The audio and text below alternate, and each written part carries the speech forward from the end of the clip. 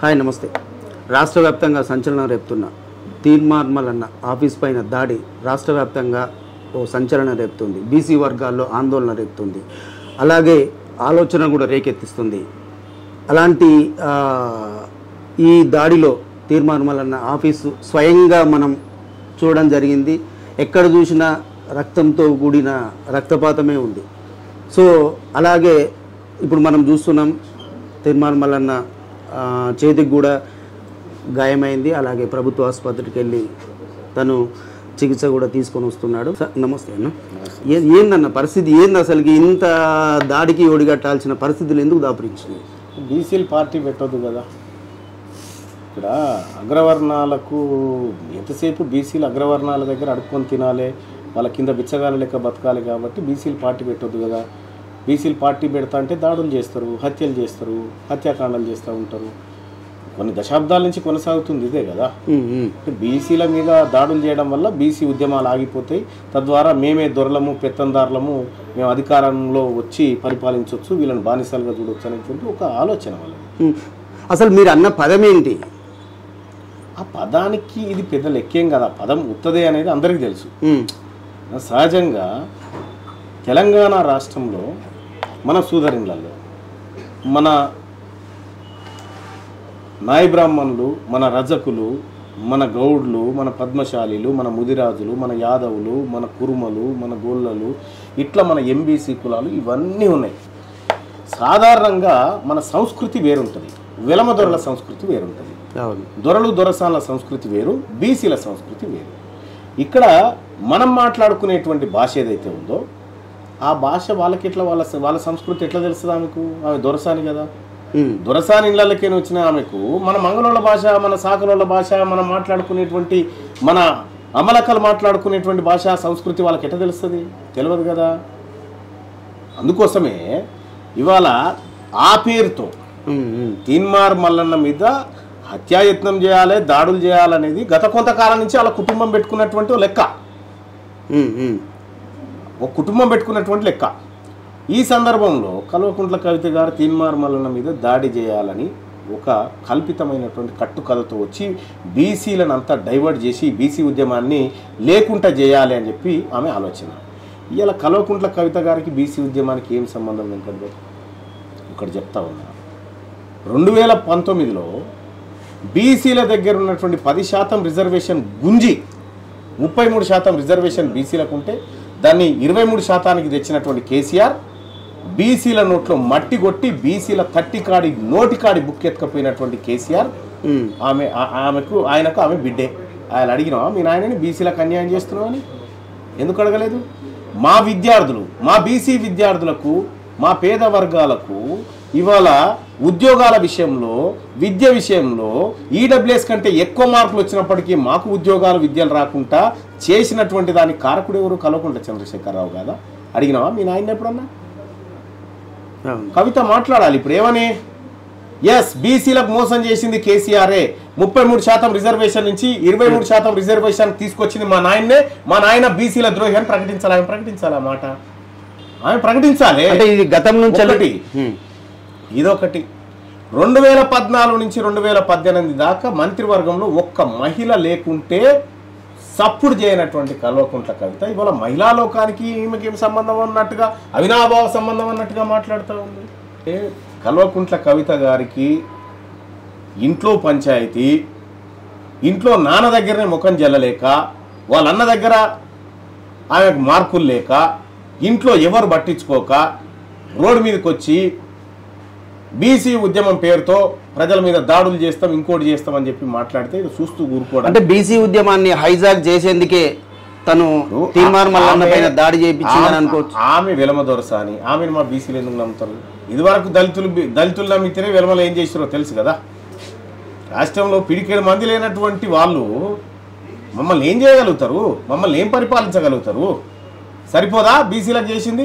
8 లక్షల కోట్ల రూపాయలు అప్పు చేసి మమ్మల్ని అప్పుల కుప్పల్లో కూరిపెట్టి మా ఉన్న భూములను, మాకున్నటువంటి ఆస్తులను కొల్లగొట్టినటువంటి కుటుంబం మీది బీసీలను ఉద్ధరిస్తానొచ్చుడు ఎక్కడిది? మిమ్మల్ని ఎట్ట నమ్ముతాం మేము? అసలు నీకు బీసీ ఉద్యమానికి సంబంధం ఏంది? తీన్మార్ మల్లన్న కదా సస్పెన్షన్ గురైంది బీసీల కోసం మాట్లాడి, తీన్మార్ మల్లన్న కదా పార్టీ నుంచి బహిష్కరణకు గురైంది. తీన్మార్ మల్లన్న కదా మండల్లో బీసీల గురించి సుదీర్ఘంగా గంట సేపు కొట్లాడింది. నీ పాత్ర ఏంది?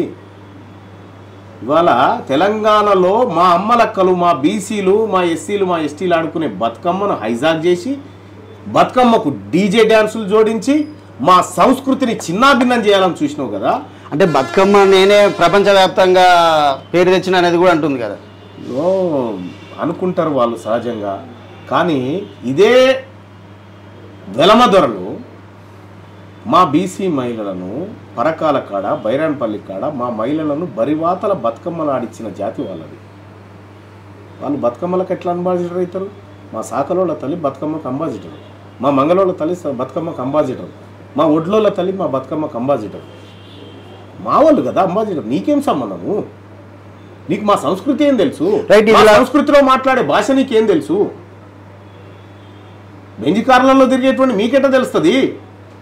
బావుల కాడ, పొలాల కాడ మట్టితోని రోజు కుస్తీ పడే మా అమ్మలక్కలకు తెలిసిన భాషా సంస్కృతి నీ దగ్గర ఎక్కడిది? లేదు కదా. రైట్. ఇలా ఉంటే తనే మీ పైన మండలిలో ఫిర్యాదు చేసింది. తీన్మార్ మల్లన్న సభ్యత్వమే రద్దు చేయాలి, మా పైన దాడి చేసిరు అనే విధంగా తను నేను లిక్కర్ కేసులో అరెస్ట్ అయ్యాలే, జైలుకు పోలే, నేను సారదందాలు చేయలే, నేను అయ్య మీద తిరుగుబాటు చేయలే, నేను ప్రజల కోసం పోరాడుతున్నా, నేను మా వర్గాలకు హక్కులు రావాలని కొట్లాడుతున్నా, నేను మా వర్గాలకు రాజకీయ వాటర్ రావాలని కోరుతున్నా. మీకు మాకు తేడా ఉంటుంది తల్లి, మీకు మాకు తేడా ఉంటుంది. అంటే కవితకు తెలిసే ఈ దాడి జరిగిందని మీరు అనుకుంటున్నారా? కవితనే పంపించింది కదా, ఇంకా తెలిసేంది. కవితనే మర్డర్కు ప్లాన్ చేసింది.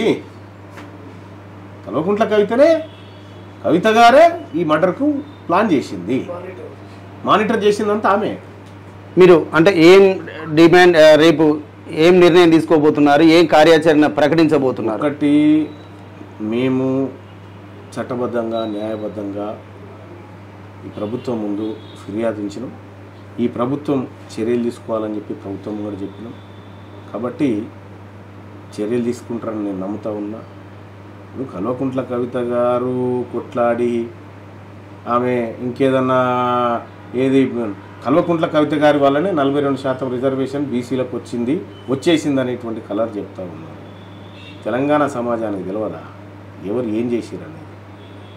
ఇలా తీన్మార్ మల్లన్నను చంపుతూ ఏం చేస్తావు కవితమ్మ గారు? నన్ను చంపి ఏం సాధిస్తావు? తీన్మార్ మల్లన్న చచ్చిపోతే తీన్మార్ మల్లన్న అనుకున్నటువంటి బీసీల రాజ్యాధికారం ఆగిపోతుందా?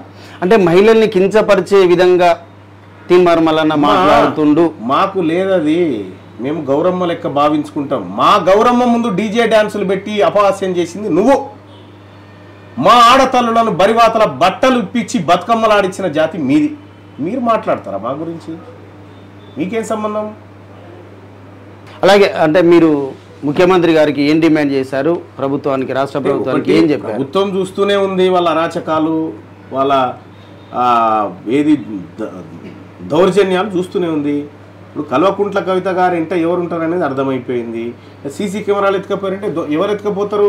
దొంగతనం ఎవరు చేస్తారు? వస్తువులు దొంగలు చేస్తారు. మారణాయుధాలు ఎవరు పడతారు? రౌడీలు, గుండాలు, కూనీకూరలు పడతారు. ఆమె చుట్టూన్నోళ్ళు గాళ్ళు. ఇలా తెలంగాణ సమాజం చూస్తూ ఉంది. నా చుట్టూన్నోళ్ళు పేద ప్రజలు, వాళ్ళకి మాకు అసలు పొంతనే లేదు. ఓకే. అంటే ఏం డిమాండ్ చేస్తున్నారు? అంటే తన పైన చర్యలు తీసుకోలేకపోతే మీ డిమాండ్ ఏమి? ఇప్పుడు తను ఆల్రెడీ తను ఆఫీస్ పైన దాడి, ఎమ్మెల్సీగా మీ మీద మండలిలో ఫిర్యాదు చేసింది శాసనసభ సభ్యత్వాన్ని రద్దు చేయాలని. మీరు ఏం డిమాండ్ చేస్తున్నారు? ఇప్పుడు నేను V5 రిపోర్టర్ నేను అనుకో, ఇప్పుడు మీరు బాధితులు అనుకో. ఈ పరిసరాలు ఇవన్నీ చూసిన తర్వాత మీరు ఏం డిమాండ్ చేస్తారు? ఈ సిచ్యువేషన్ అయితే కనిపిస్తుంది. రక్తపాతాలు ఇవన్నీ చూసిన తర్వాత ఎవరి మీద ఫిర్యాదు చేయాలి? బయటికి రాకముందు సిచ్యువేషన్ వేరే ఉంది, ఇక్కడికి వచ్చిన తర్వాత సిచ్యువేషన్ అయితే భయానకంగా అయితే కనిపిస్తుంది. అది మా మీద దాడులు చేస్తారు, మా మీద హత్యాయత్నాలు చేస్తారు, మా మీద ఫిర్యాదులు చేస్తారా? చూస్తాం, ఎదుర్కొంటాం ప్రజాక్షేత్రంలో ఖచ్చితంగా. బీసీ ప్రజలకు ఈ సందర్భంగా చెప్తున్నారు, బీసీ ప్రజలారా, ఈ దాడులతోనో నేను అన్నీ వదిలిపెట్టుకొని బయటకు వచ్చినటువంటి వాడిని, నేను అన్నీ వదిలిపెట్టుకొని బయటకు వచ్చి బీసీల ప్రజల కోసం పోరాడుతున్నటువంటి వాడిని. రేపు బీసీ పార్టీ వస్తుంది, బీసీలు రాజ్యాధికారంలోకి వస్తారు, బీసీల వాటా బీసీలు తీసుకుంటారు. అంటే బీసీ పార్టీ ప్రకటించిన తర్వాతనే ఈ దాడి జరిగింది అనేది మీరు అంటున్నారు. ఇంకా భవిష్యత్తులో అంటే పార్టీ పెట్టకూడదనే ఈ దాడి జరిగిందని మీరు భావిస్తున్నారు? ఈ బుడర్ కాలంలో వస్తే పార్టీలు పెట్టకుండా మా ఆశయాలను పక్కకు పెట్టుకునేటువంటి పరిస్థితి ఉండదు. వాళ్ళ ఉనికి కోసం వాళ్ళు ఇప్పుడు ఆమె వెలమ రాజ్యం కోసం ఆమె దండలాడుతుంది, బీసీ రాజ్యం కోసం నేను దండలాడుతున్నా. ఆమె ప్రయత్నం ఆమె చేస్తుంది, నా ప్రయత్నం నేను చేస్తున్నా. అంటే కేసీఆర్కు ఈ ఇన్ఫర్మేషన్ తెలిసి ఉండొచ్చునా? మా బాబు బీఆర్ఎస్ పార్టీ ఒక కన్ను అయితే కేసీఆర్ కు జాగృతి రెండో కన్ను అని చెప్తుంది కదా. మరి ఆ రెండో కన్నుకు ముందు ఈ దాడి గురించి ముందే సమాచారం ఉండొచ్చునా? వాళ్ళ అన్న మహా న్యూస్ మీద దాడి, ఇంకో దాని మీద దాడి, ఈమె కూడా అన్న లెక్కనే పోటీ పడాలని చూస్తూ ఉంది. ఛానళ్ళ మీద దాడి చేసి మీ అన్న ఏదైతే పోటీలు పడతా ఉన్నాడో ఈమె అదే పోటీ పడాలని చూస్తూ ఉన్నది. మీరు పోటీలు గిన్నెలో ఉన్నారు, మీకు ప్రజా ఉద్యమాలు లేవు, ప్రజలకు ఏం కావాలనో ప్రజాక్షేత్రంలోకి వచ్చి పోరాడేటందుకు మీ కాడ మెటీరియల్ లేదు. మీ కాడ ఉన్నదల్లా దాడుల సంస్కృతి ఉన్నది, హత్యాయత్నాల సంస్కృతి ఉన్నది. దాన్ని ఎదుర్కొంటారు. అంటే మీరు హాస్పిటల్కి వెళ్ళారు కదా, ఇక్కడ అంటే మీ సిచ్యువేషన్ ఎలా ఉంది, ఏంది అసలు? సహజంగానే ఇక్కడ కొద్దిగా దెబ్బ తాకింది ఒకటి, ఇక్కడ కొంచెం వాసినట్టు అయింది, కొంచెం ఇబ్బందికరంగా. అంటే మీ సిబ్బందికి క్యూను సిబ్బందికి గాయాలు? మా సిబ్బందికి గాయాలు తాకినాయి, తర్వాత మా సెక్యూరిటీ ఆఫీసర్లకు గాయాలు తగిలినాయి. తర్వాత ఇక్కడికి విజిటర్స్ పొద్దున్నే పేద ప్రజలు వస్తారు కదా, వాళ్ళని కూడా కొట్టింది, వాళ్ళకు కూడా రక్తాలు కాదు. విజిటర్స్ను కూడా పేదవాళ్ళను కూడా కొట్టి ఇట్లా రక్తాలు కారినాయి పేదవాళ్ళకు కూడా. అది వాళ్ళ కథ. దాడులకు పాల్పడ్డ వాళ్ళని ఏ ఒక్కరిని క్షమించం, ఏ ఒక్కరిని వదిలిపెట్టాం, ఖచ్చితంగా చట్టపరంగా శిక్షిస్తాం. రైట్, ఇది తీన్మార్ మల్లన్న వెర్షన్. దాడికి సంబంధించి కవిత పైన చట్టపరంగా చర్యల కోసం ముఖ్యమంత్రి నిర్ణయం కోసం వేచి చూస్తామనేది చూస్తున్నాడు. ఆ తర్వాతనే తన నిర్ణయం ప్రకటిస్తాడనేది చెప్తున్నాడు. Thank you.